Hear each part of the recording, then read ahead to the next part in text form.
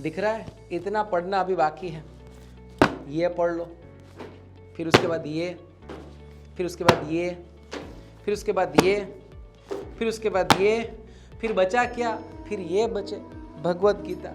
My dear friends, मुझे लग रहा है कि अगर इसी तरीके से मैं पढ़ता रहा मैं पागल ना हो जाऊँ। Hello my dear friends, this is Dikshit Teraiya, mind trainer and exam coach, और मैं आज आपको एक रहस्य बताने वाला हूँ। क्या आपने कभी एग्जामिनेशन दिया है? भाई बिल्कुल दिया होगा। जिन लोगों ने पढ़ाई की है उन लोगों ने एग्जामिनेशन दी होगी। लेकिन क्या कहा आपने कभी कॉम्पिटिटिव एग्जामिनेशन के फील्ड में प्रिपरेशन की है? आप बोलोगे आजकल तो वही ट्रेंड चल रहा है, हम वही कर रहे हैं। कोई यूपीएससी के लिए प्रिपरेशन कर रहा है, कोई यूपीएससी सीडीएस के लिए कर रहा है, कोई बैंकिंग के लिए कर रहा है, तो कोई जेडबलई या नीट के लिए कर रहा है, कोई स्टेट पीएससी के लिए कर रहा है। हर कोई एग्जामिनेशन की प्रिपरेशन कर रहा है और यहाँ पर तो रेस लगा हुआ है। क्या आपको पता है कॉम्पिटिटिव एग्जामिनेशन फील्ड में सबसे बड़ा सीक्रेट क्या है पास होने का? अगर नहीं पता तो सुन लो, आज मैं वही बताने के लिए इस वीडियो के माध्यम से मैं आपके साथ जुड़ा हुआ हूँ। My dear friends, competitive examination का एक ही सीक्रेट है। दुनिया में कोई भी एग्जामिनेशन को अगर पास करना है तो उसके लिए एक एलिजिबिलिटी चाहिए, और वो है आप उस एग्जामिनेशन में एप्लीकेबल होने चाहिए। आपकी एलिजिबिलिटी इतनी ही होनी चाहिए कि आप उस एग्जामिनेशन का फॉर्म फिलअप कर सके। यानी कि फॉर एग्जाम्पल अगर आपको यूपीएससी क्रैक करना है तो आप मिनिमम ग्रेजुएट चाहिए, आपका संतुलन, दिमागी संतुलन सही चाहिए, बस इतना ही चाहिए और कुछ नहीं। आप बोलोगे नहीं नहीं, हमने सुना है दिल्ली जाके पढ़ना होता है, बॉम्बे जाके पढ़ना होता है, चेन्नई, इंदौर, लखनऊ, पता नहीं इलाहाबाद कहाँ जाके पढ़ना होता है, तब जाके आप ऐसी एग्जाम में शायद पास हो चुके हैं। देखो भाई, अगर इतना ही इजी होता, सिर्फ किसी जगह पर कोचिंग लेके पढ़ाई करके अगर कोई पास होते तो दुनिया में हर कोई यही करता। My dear friends, it is not like कि आपने किसी जगह पर जाके अपने सेल्फ को एनरोल करा के फिर 10 घंटे, 12 घंटे या 15 घंटे मेहनत करके अगर आप ये प्रूव कर रहे हो कि आप एग्जामिनेशन को क्रैक करने वाले हो, देन आई मस्ट से आप गलत साबित होने वाले हो। क्योंकि कोई भी एग्ज़ाम ज़्यादा आवर्स पढ़ने से क्रैक नहीं होती, समझने से होती है। लोगों को लगता है कि ज़्यादा आवर्स पढ़ाई करके हम पास हो सकते हैं। नहीं, सबसे पहले आपको ये समझना होगा इट्स अ माइंड गेम। जब तक आप इस माइंड गेम को नहीं समझोगे तब तक आप इसमें सफल नहीं हो पाओगे। और माइंड गेम कहाँ से शुरू होता है? माइंड गेम शुरू होता है फॉर्म फिलअप करने के टाइम से ही। जैसे ही आप फॉर्म फिलअप करने जाते हो तभी आपको एक यहाँ पर नंबर आता है, कोई बोलता है कि भाई तू जिस एग्जामिनेशन के लिए फॉर्म भर रहा है उस एग्जामिनेशन में सिर्फ 1000 रिक्रूटमेंट्स है, सिर्फ 1000 वैकेंट प्लेस है, और वहाँ पर करीब करीब 10 से 15 लाख फॉर्म भरे हुए। यहाँ से आपके माइंड ने पीछे हटना शुरू कर दिया, क्योंकि आपने सोचना शुरू कर दिया, ओ बाप रे 15 लाख सिर्फ 1000 जगह पर, और उसमें से मुझे वहाँ पर एक सीट सिक्योर करनी है। बाप रे, यहाँ आपकी माइंड गेम शुरू हो चुकी है, आपको पता भी नहीं चला। उसके बाद जब आप किसी अच्छे कोचिंग सेंटर का कांटेक्ट करते हैं वहाँ पर पढ़ाई करने के लिए, या फिर किसी एक्सपीरियंस बंदे को पूछते हैं कि भाई इसमें कैसे प्रिपरेशन करना है, वहाँ पर आपसे दूसरा माइंड गेम आपके साथ खेला जाएगा। वो लोग जानने अनजाने में आपको वो सारी चीज़ें बताएंगे जो आपका माइंड एक ही मतलब निकालेगा, this is very tough examination.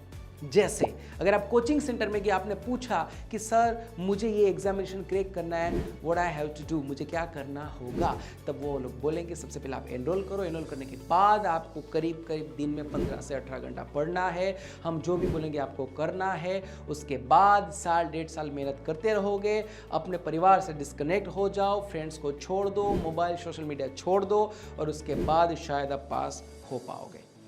जब इतना कोई आपको बोलेगा ना, सबसे पहला आपका दिमाग यही बोलेगा कि भाई निकल ले, क्योंकि तेरे से नहीं हो पाएगा।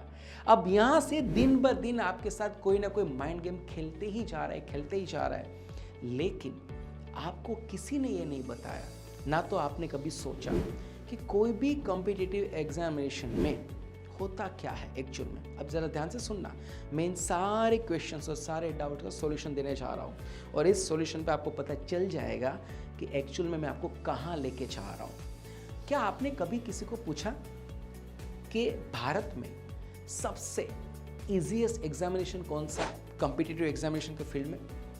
शायद आपको वो लोग बोले कि किसी भी क्लास 4 का, चाहे हाई कोर्ट प्यून हो या फिर किसी ऑफिस का जो प्यून का एग्जाम होता है, वो सबसे इजीएस्ट है। अच्छा, उससे थोड़ा टफ कौन सा है? उससे टफ ये जो शिक्षा कर्मियों का होता है, टीचर्स का होता है, पुलिस का, कांस्टेबल का होता है, जैसे ये पटवारी तलाटी का होता है। अच्छा, उससे थोड़ा हार्ड कौन सा होता है?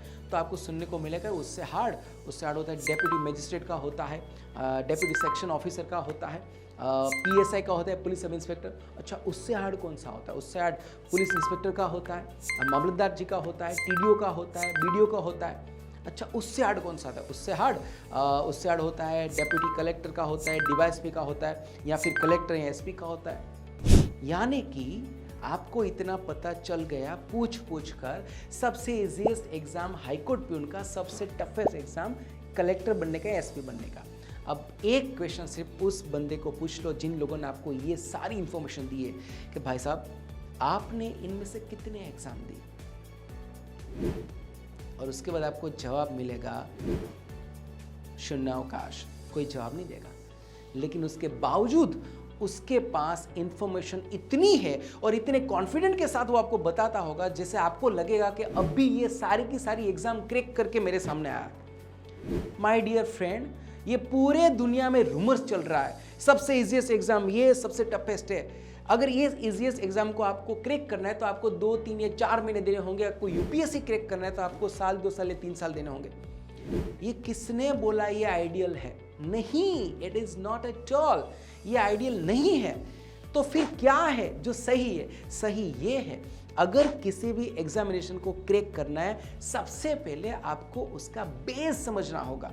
वो क्या है जिसको समझने के बाद आप पहले एग्जामिनेशन का फॉर्मेट समझोगे, और उसके लिए आपको उसके ओल्ड पेपर समझने होंगे। तब जाकर आपको पता चलेगा कि एक्चुअल में एग्जामिनर चाहता क्या है, वो क्या पूछते हैं, वो क्या चाहते हैं आपसे। उसके बाद आप टॉपर्स को जाके ये पूछो कि आपने क्या लिखा जिसके बदौलत आपको इतने मार्क्स मिले। तब आपको पता चलता है कि एग्जामिनर पूछता क्या है और हमसे चाहता क्या है। उसके बाद आप उस पथ पर चलो, ना कि किसी को कॉपी करो। आप खुद का पथ बनाओ, खुद मेहनत करो, खुद पढ़ो, खुद नोट्स बनाओ, खुद रिवीजन करो, खुद टेस्ट दो। और जब ये प्रोसेस से आप निकलोगे तो दिन पर दिन आपके अंदर का कॉन्फिडेंस बढ़ेगा, और फिर आपको ना तो किसी को पूछने की ज़रूरत रहेगी कि कोई भी एग्जामिनेशन कैसे पास होता है, और ना किसी को बताने की, क्योंकि तब आप इतना समझ चुके होंगे कि एग्जामिनेशन का एक ही फंडा है।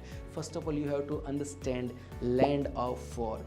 जिस भूमि पर आपको युद्ध करना है उस भूमि को समझना होगा, और जब तक आप वो समझोगे ही नहीं, सिर्फ युद्ध के बाहर से खड़े खड़े पूछ रहे हो कि कैसे लड़ते हैं, कैसे लड़ते हैं, अच्छा वो लड़ा, अच्छा वो हारा, आपको तो पता ही नहीं। आपको कूदना होगा, और कूदने से पहले उस भूमि को समझना होगा, और समझने से पहले आपको खुद को तैयार करना होगा कि अगले 6 महीने, 1 साल, 1.5 साल मैं अपने जीवन के इस फील्ड में दे रहा हूँ, चाहे मेरा कुछ भी हो जाए, लेकिन जब मैं वापस आऊँगा या तो ये जॉब लेके आऊँगा या इतना बड़ा नॉलेज और एक्सपीरियंस लेके आऊँगा कि ज़िंदगी में कहाँ पर भी खड़ा रहूँगा। लाइन वहीं से शुरू होगी। अगर मैं किसी और फील्ड में भी गया, लोग मुझे 2 बार पूछेंगे, भाई साहब आप हो कौन, कहाँ से आए हो, क्योंकि आपके पास इतना नॉलेज होना चाहिए कि फिर आपको कभी ज़िंदगी में गिल्ट नहीं रहेगी कि मैं कोई एग्ज़ाम क्रैक कर पाया नहीं पाया। और इसीलिए my dear friend, examination crack करने का सिंपल फॉर्मूला है, वही है, आप पहले समझो, खुद डूबो। तो किसी और को पूछकर किसी अनजान जगह में डूबने से तो अच्छा है खुद नाप लो और फिर डूबने का मजा लो।